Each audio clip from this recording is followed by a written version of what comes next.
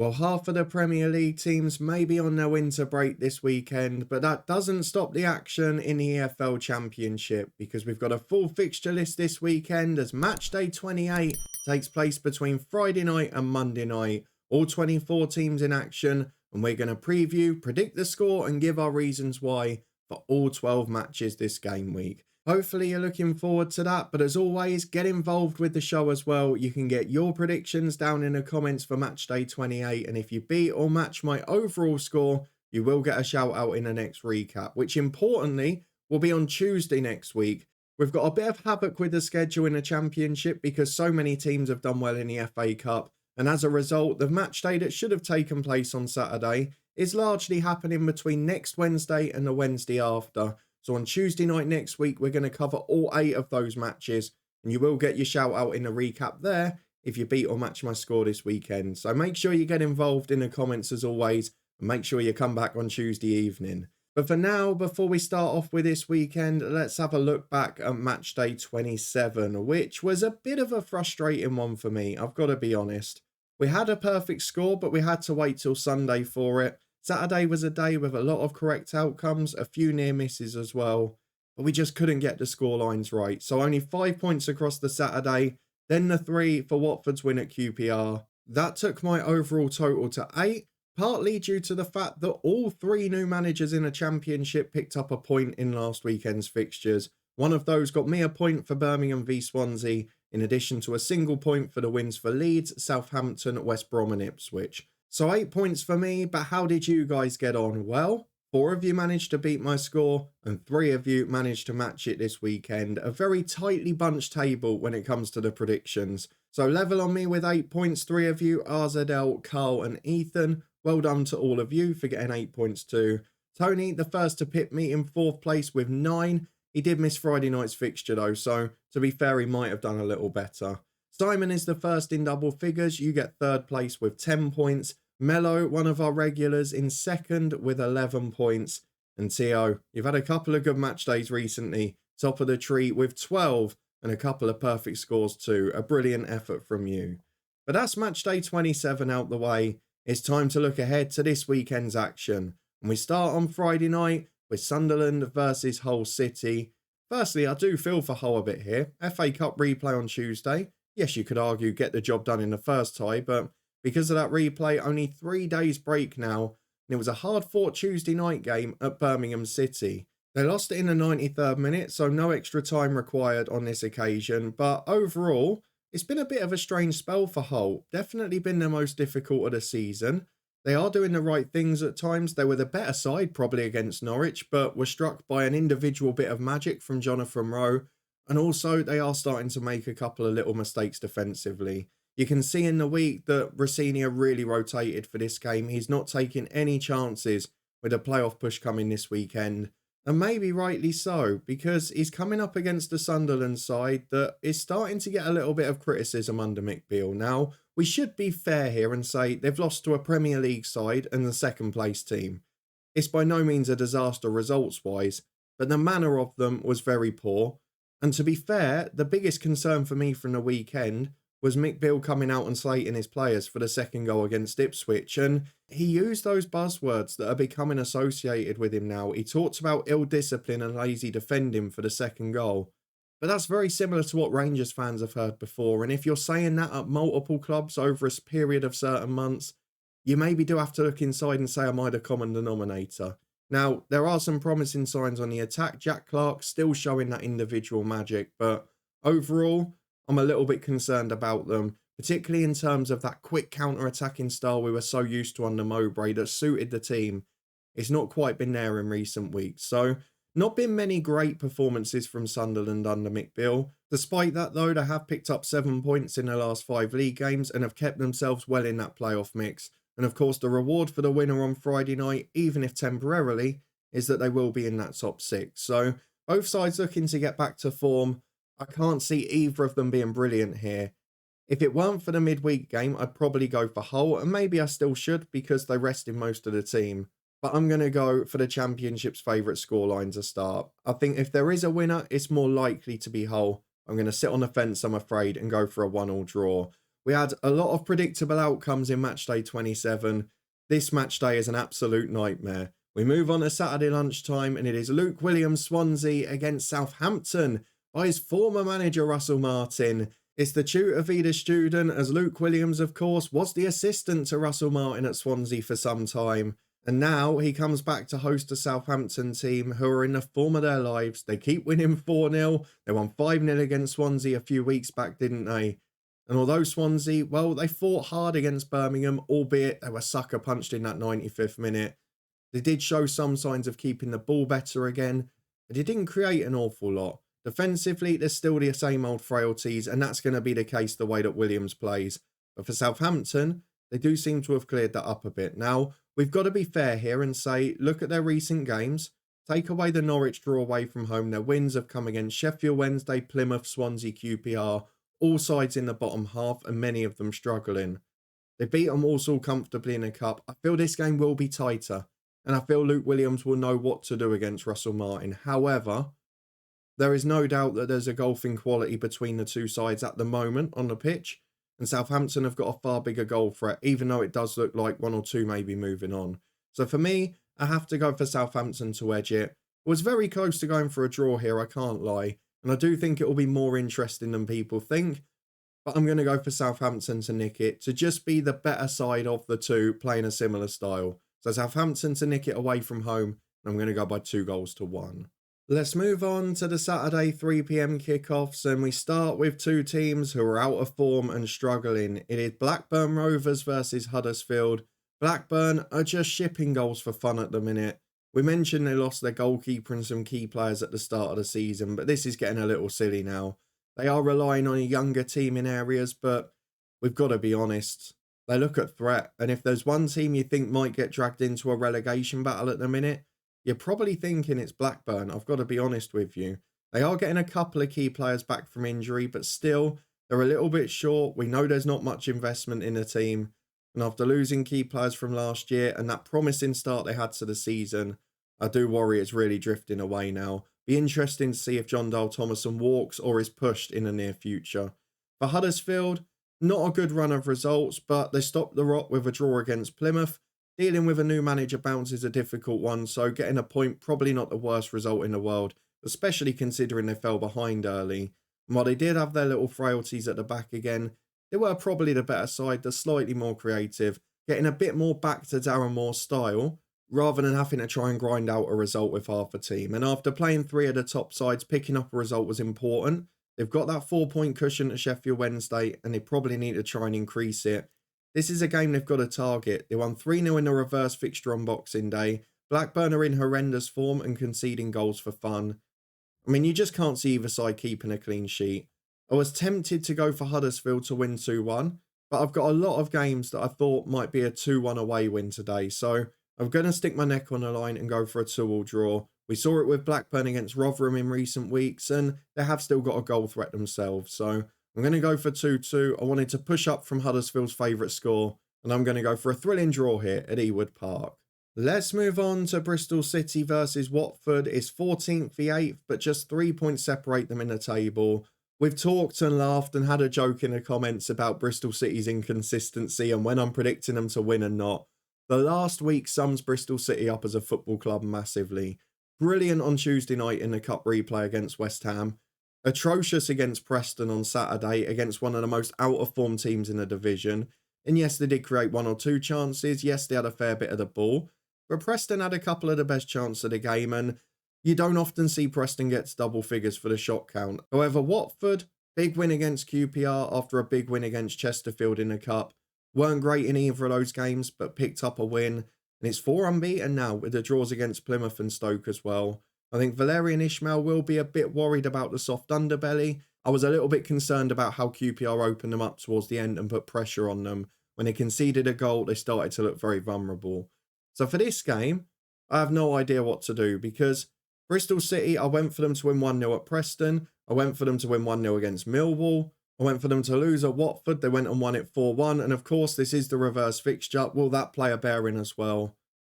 I think it might. You know what? Watford have been involved in games that are goals galore. So let's change that up. I'm going to go for Bristol City to back up the West Ham result. Confidence to be flowing. A few extra fans in this weekend. I'm going for a 1-0 home win to Bristol City. It might be the stupidest thing I do this weekend, but I've just got a bit of a hunch on it. But Watford, if their win could be in the playoffs, and under Ishmael, without being brilliant in recent weeks, they're still climbing the table, so fair play to them. As we move on to the game that has the potential to catch most of us out this weekend, I think we're all probably in agreement on paper that this is a home banker. It is Middlesbrough versus Rotherham United. Borough back in form with that win against Chelsea in the Cup semi-final, followed by a great result at Millwall at the weekend. Didn't see it coming, and he actually grew in strength and stature in the second half, which, given their efforts in the week, is a really impressive effort. They are just starting to get one or two back, and of course, was a real benefit to have Rodgers, who was suspended for the cup tie. And there was actually a little bit of experience on the bench, which was really important for them. However, Rotherham, a really important defeat, you felt. 1-0 at home to Stoke in a game where, again, they conceded just before the break, didn't manage a shot on target. I mean, you've got to feel sorry for any fan who was at that game. It was a terrible game of football. However, Rotherham lost it 1-0. They picked up 0 points. They're 8 away from safety because Huddersfield got another. I feel like time's running out for them. We've seen a few strange loan recalls from there. Some of them, so like Fred Onyedinma back to Luton, etc. Rotherham have got to do work quick. Either that, or they're trying to build a permanent squad for League One already. I'm not sure which one it's going to be, but I guess with Peter Kioso coming back as an example, they may be looking to play their own players. But away to Middlesbrough, this is going to be a tricky ask. I know Borough will be focused on the midweek after, and they'll be probably extra keen to get the job done early so they can get people off. I happen to think on this occasion they might. I think last weekend was a real cruel blow for Rotherham, and it's probably going to affect them moving forward because they had been unbeaten in 3 before that. Of course, they did frustrate Borough at home, and I think they'll want revenge for it. I'm going to go for them to score 3 again, but this time without reply. 3-0 to Middlesbrough. The next game is a big one in a race for the playoffs. It is Norwich City versus West Brom. A quick caveat to say, I'm recording this on Wednesday, so cannot cover Norwich's replay in this. Whatever happens, I won't know the outcome yet. But Jonathan Rowe certainly delivered on Friday night, didn't he? An absolute screamer at Hull where, to be fair, they relied on moments of magic. It wasn't a brilliant performance, but again, they got the job done and they're staying in the mix. Just 2 points off the playoffs, and after those protests against Wagner on the Saturday against Bristol Rovers, you've got to say, Norwich are still in with a shout, despite some key players leaving at the end of August. For West Brom, back-to-back 4-1 wins. Blackburn are whipping boys at the minute, and they took full advantage. They were 3-0 up after 33 minutes, and it was game over. Against Aldershot in the Cup, they were professional, and prior to that, they were 1-0 merchants, either in win or defeat. So, away from home, they have struggled occasionally, and they've certainly struggled for goals on the road. So it does make me worry about this game a little bit. We know Norwich like a 1-1 draw. We've seen it at home to top sides recently in Southampton. They lost 1-0 at West Brom in a reverse fixture. I feel this is a game where I have no choice but to sit on the fence. So I'm going to go for the safe pick of the Championship's favourite scoreline. I think you might get some value if you go 1-0 either way. But for me, I'm going to go for 1 goal apiece here. Into the second half, we've got Plymouth versus Cardiff. Plymouth Argyle have been, well, doing all right, to be fair. First game under Ian Foster in the Championship, a 1-1 draw at Huddersfield, important to keep the 4-point gap to them and crucially extend the gap to the bottom 3 to 8. They've picked up a lot of draws in recent weeks, as well as that cup win, of course, whereas Cardiff, you just feel are starting to fall off the wagon a bit. Having said that, their defeats recently were against Leicester, Leeds and then in the cup, so you don't want to get too overexcited by it, but the draw at home to Plymouth was a frustrating one, especially when they were ahead early in the second half. And you do worry that maybe both of these sides are just struggling to find a win at the minute. We do know that Plymouth at home at their best will always score goals. They're the second highest scorers in the division at home. Cardiff have been conceding goals for fun recently. So I am actually going to go for a home win in this one. I feel Plymouth are going to have to target games like this if they want to survive. And Cardiff probably need to win this to stay in the battle for the top 6. It would be an overachievement given what we all thought at the start of the year. And let's be fair, they were completely played off the park by Leeds, but Leeds are an excellent side. You can't judge it on that. But for now, I'm going to go for a Plymouth win in this one, and I think it'll be goals galore, as it always is at home park. I'm going by 3-1 for the home side. Let's move on to a big game at the bottom for host Queen's Park Rangers against Millwall. QPR frustrated in a 2-1 defeat at home to Watford. Jake Livermore found his goal-scoring boots in that game, and it was heartbreak for the host because, let's be fair, they were a match for Watford. It was a pretty even game. And towards the end, after they got the first goal back, they had chances and should have got a result, if we're being honest. But it was a little bit too passive at times early on. Sinclair Armstrong looked a threat, but he's still a raw talent without that real finishing ability at times. Lyndon Dykes getting a goal, important note, he's not been in the best of form this season. For QPR though, converting chances and to stop conceding at the other end is important. They weren't opened up too much from open play. And we saw the stats, didn't we, in the coverage. They let in so many goals from set pieces. They've let in a couple of long-range efforts there, giving space on the edge of the box. And that's a legacy of defending a bit too deep, trying to defend the box, and that lack of confidence that comes with not picking up points. So I do worry for them a little bit, and I do feel they're going to need additions quick, which looks unlikely, given the statements coming out of the club from the boardroom. But for this one against Millwall, we've got a side that have lost back-to-back games after 3 wins, albeit that defeat at home to Borough was a frustrating one. It was a fairly even game. They had a couple of great chances, but coming up against a side that have played in midweek that was a little bit short in the squad, it is a worry that they've conceded goals like that. And after those 3 clean sheets, I have no idea what to go for. I'm going on the basis that they beat QPR 2-0 at home a few weeks ago. They picked up 4 clean sheets in a row in that period against sides that are outside that real top 6 chase. So I'm going to go for the same again. I'm going to go for an ugly 1-0 away win for Millwall. But frankly, it's another one of those games that's a little bit tricky to predict. But I'm going for 1-0 Millwall. As we move on to another side in the bottom 3, Sheffield Wednesday hosting 6th place Coventry. What a result for Coventry and Mark Robins against Leicester. Unfortunate to be 1 down at half-time, but the red card, you have to say it changed the game. But Coventry looked a threat before that. They had chances. I liken it quite similarly to the Sheffield Wednesday hold a week before, where Sheffield Wednesday were dominant before the red card, then took advantage with the goals after. I think the big thing we're seeing with Coventry, I know there was a lot of talk about since they've changed to the back 4, they've been more successful, but actually it coincides with the return of Callum O'Hare and the fact that he is sort of half of the Gyökeres aspect. He's not got that physicality and that number 9 play, but that creative spark, that picking up the ball, running at people, taking clever touches, beating players, that side of the game they haven't had enough this season. And if they can keep Sims or Wright or someone of that nature in enough form alongside him or just ahead of him, then I think they're going to be a real threat. We said it pre-season, Coventry will start slow and be in that playoff chase again. And they're doing it. They were absolutely brilliant for the most part. Really good performance, really deserved victory. And they move back up into the playoffs. So well done to them. For Sheffield Wednesday, an absolute battering at Southampton, which in the grand scheme of their season is not going to be important. But after being so improved defensively in recent weeks, with just 1 goal conceded in their previous 3, those 2 penalty saves the week before as well in the cup, are they now going to have a hit to their confidence? They are the closest of the bottom 3 to getting out. And they know they've got a real opportunity here. But Coventry are so strong at the moment. They're probably the side in the Championship you'd least want to face after Southampton. And Sheffield Wednesday have got them back-to-back, so I do feel for them a bit. I'm going to go for Coventry to nick this one. I think Sheffield Wednesday will try and frustrate them a bit more. They've got a threat on the counter. We saw that against Cardiff and Hull.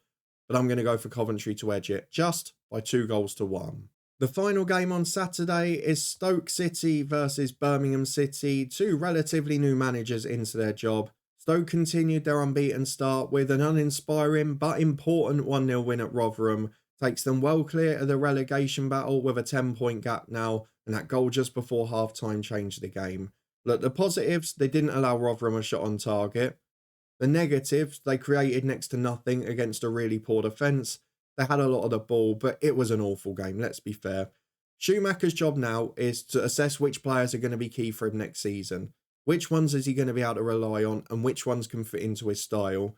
Otherwise, it's about picking up enough results to survive. So, not a great performance, an awful game, but did the job. So, well done to them. The unbeaten start continues and defensively, they're massively improved. For Birmingham, a 2-2 draw against Swansea, Spirit late on to nick the draw in the 95th minute.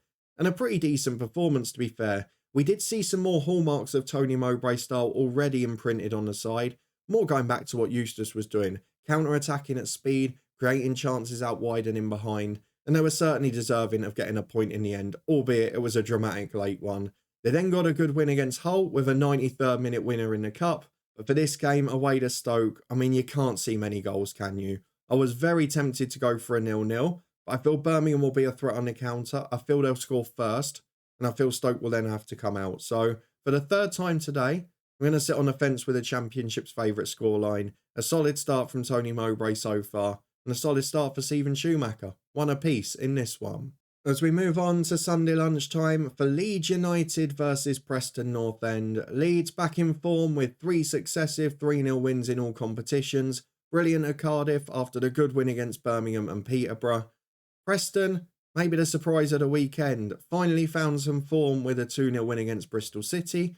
Didn't dominate the game, but certainly created a few chances and the best chances of the game. And Will Keane came to their rescue to get them a crucial 3 points. And remarkably, despite picking up 16 points in their last 19 games, averaging less than 1 a game, for 2/3 of the season, they're 2 points off the playoffs. Yes, they had a brilliant start, but they're coming towards that run of fixtures again soon, so that will be pretty interesting to see how they get on.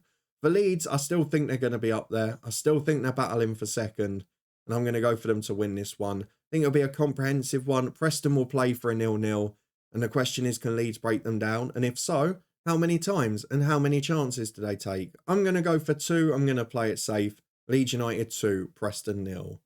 And the final game is the clash of the top 2. Monday Night Football heads to Leicester City as they host Ipswich Town. Leicester, as we mentioned a bit earlier, beaten 3-1 at Coventry City. Let's be fair, their goal was leading a charm life before the red card just before the break. Kiernan Dewsbury-Hall scoring the penalty. And to be fair, in places they defended really well, but very much a collapse the last 10 minutes after the first goal went in. They just got deeper and deeper, and unfortunately, it ended up being one of those days. It's not going to have any impact on the promotion race because they're going to be comfortable. They're going to bounce back. And Ipswich, yes, a win against Sunderland. A few frailties defensively again, but we've seen that at home all season. Their objective is to outscore everyone they play, and they were the better side. They deserved it. Let Mick Beale's side have the ball at the back.